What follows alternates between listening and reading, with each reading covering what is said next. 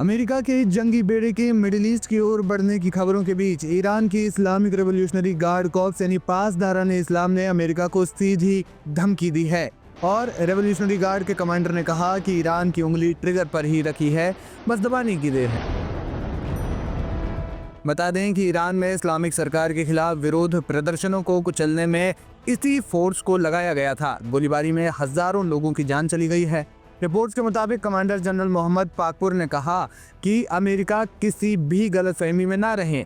Iran की सरकार और सेना दोनों अब पहले से ज्यादा तैयार हैं, बस कमांडर इन चीफ के आदेश का इंतजार है।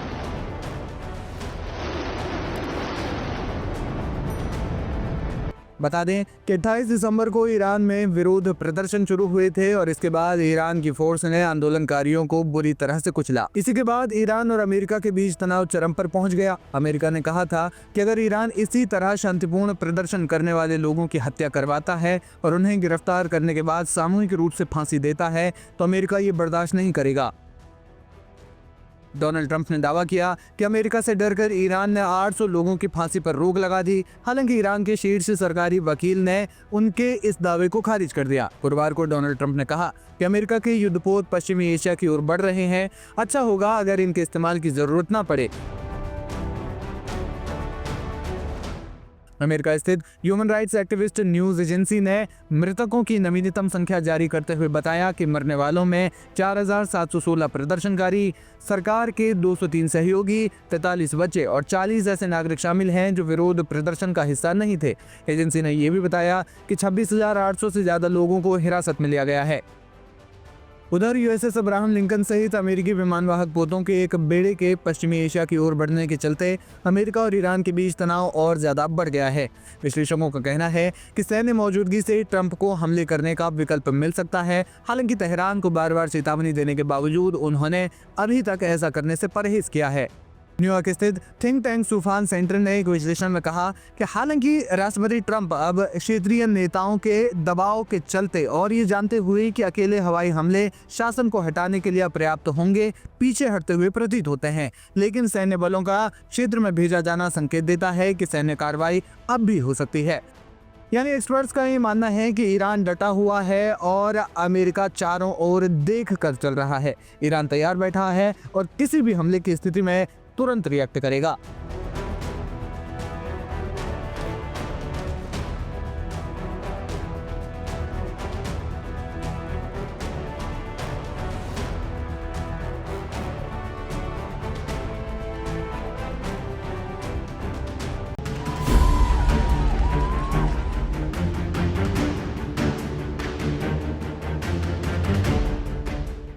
अमेरिकी राष्ट्रपति डोनाल्ड ट्रंप ने ईरान में चल रही राष्ट्रव्यापी विरोध प्रदर्शनों के बीच एक ऐसा बयान दिया है जिसने दुनिया भर के कूटनीतिज्ञों को हैरान कर दिया है।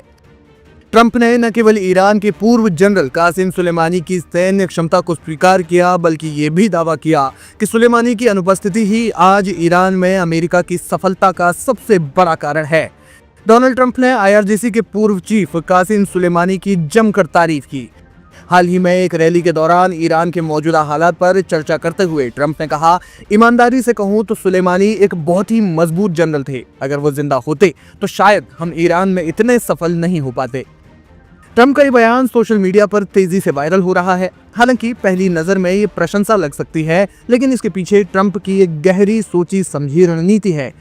वो ये संदेश दे रहे हैं कि 2020 में सुलेमानी को ड्रोन हमले में मारकर उन्होंने ईरान की रीढ़ की हड्डी तोड़ दी थी, जिसके बिना आज ईरानी शासन अपने ही देश में विरोधों को दबाने में संघर्ष कर रहा है।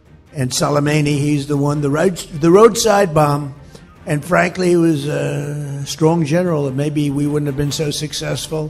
I think we would have, but maybe we wouldn't have been so successful in Iran had he been around. But he destroyed a lot of lives and a lot of young people that walk around with no legs, no arms, a face that was just smashed.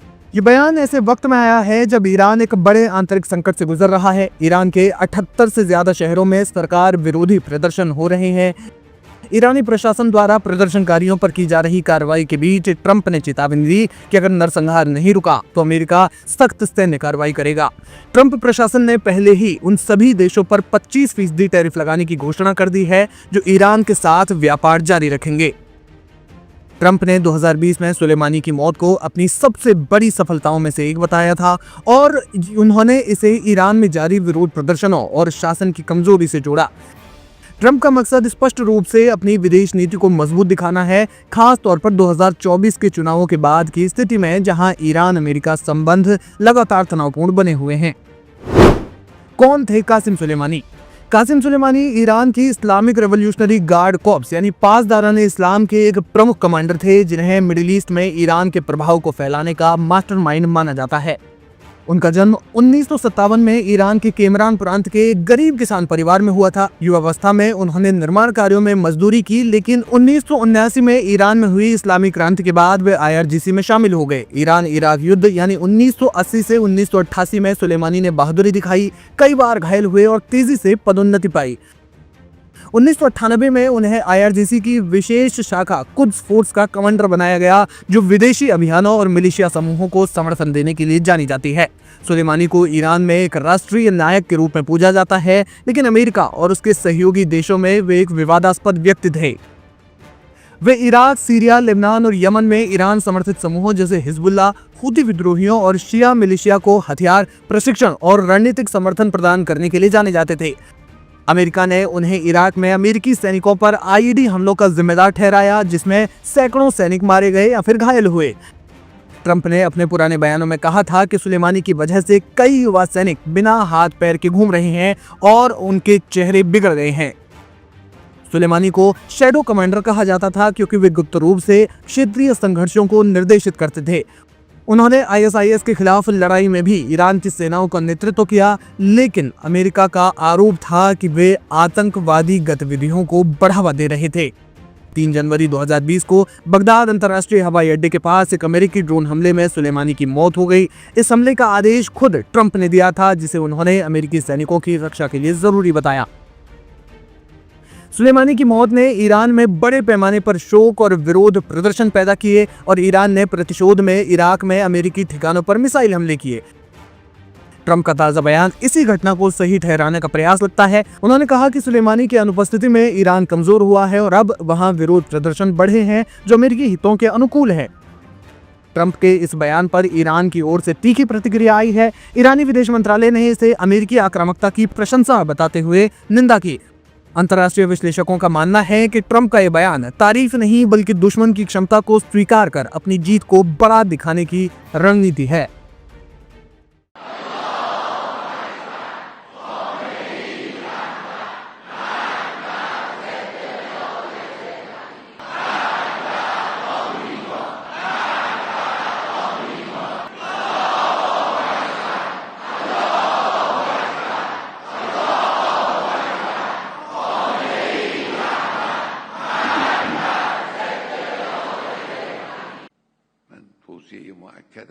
सबसे पहले मैं यह कहना चाहता हूं कि इस फितने की प्रकृति अमेरिकी थी।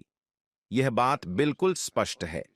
इस फितने की योजना अमेरिकियों ने बनाई और इसे अंजाम भी उन्होंने ही दिया। अमेरिका का लक्ष्य क्या है? मैं इसे पूरी दृढ़ता और स्पष्टता के साथ कहता हूं। इस्लामी गणराज्य में अपने 40 वर्षों से अधिक के अनुभव के आधार पर अमेरिका ईरान को निगल जाना चाहता है।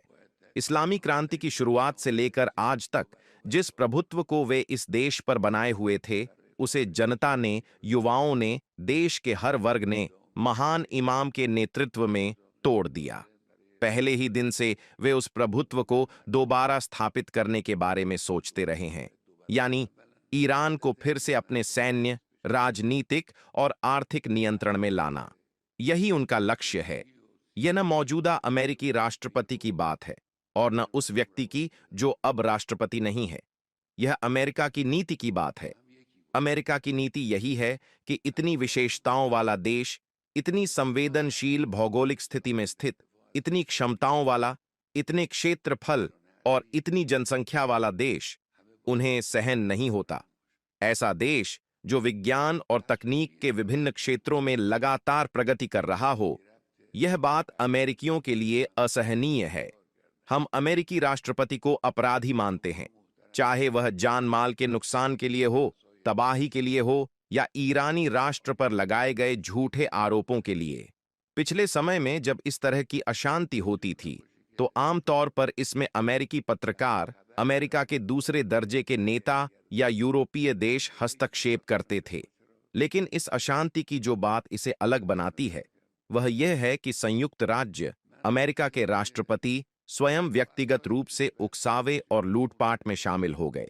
उन्होंने बोला, टिप्पणी की, धमकियां दी, दंगाइयों को प्रोत्साहित किया और अमेरिका से सीधे इन लोगों को संदेश भेजे जिनके बारे में मैं आगे बताऊंगा कि आगे बढ़ो, डरो मत, हम तुम्हारे साथ हैं, हम तुम्हें सैन्य सहायता देंगे। यानी अमेरिकी राष्ट्रपति स्वयं इस अशांति में शामिल हो गए और इसका हिस्सा बन गए।